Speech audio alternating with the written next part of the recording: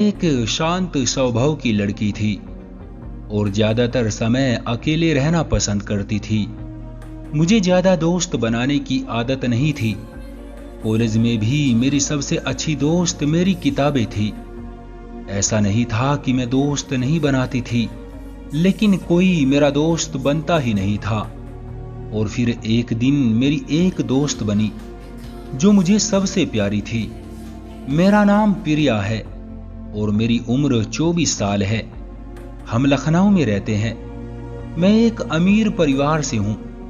हम 2 बहनें हैं और हमारे 2 भाई हैं, लेकिन सब अपनी अपनी दुनिया में मस्त थे। मेरे माता पिता भी अपनी अलग दुनिया बनाए हुए थे।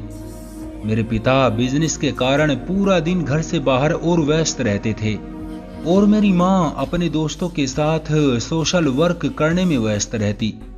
उन्हें लगता था कि उनके बच्चे बड़े हो गए हैं और वो अपनी देखभाल खुद कर सकते हैं, लेकिन उन्होंने ये नहीं सोचा था कि इस उम्र में बच्चों को माता पिता की सख्त जरूरत होती है, और खासकर माँ की, जो बेटियों की दोस्त बनकर उनकी दिल की हर बात सुन और समझ लेती है।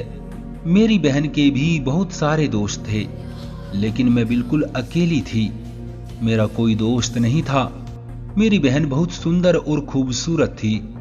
मेरा रंग सांवला था, शायद इसीलिए मैं हीनता का शिकार हो गई। और माँ भी अक्सर मेरी बहन को मुझसे ज्यादा पसंद करती थी। उसे अपने साथ हर पार्टी में ले जाती थी, क्योंकि मेरी बहन में बहुत कॉन्फिडेंस था और सब उसको ही पसंद करते थे। मुझ में जरा भी आत्मविश्वास नहीं था। मैं अपने परिवार से भी ज्यादा फ्री नहीं हो पाती थी।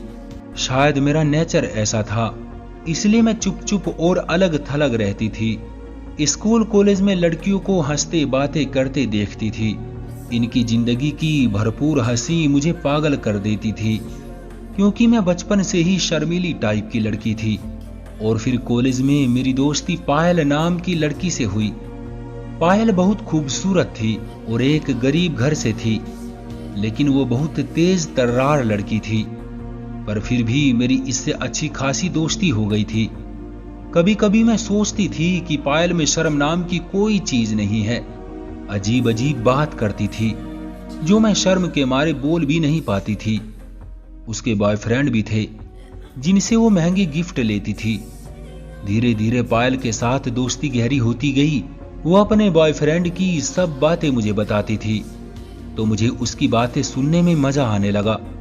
अक्सर पायल भी मुझे कहती कि तुम भी लड़कों से दोस्ती करो।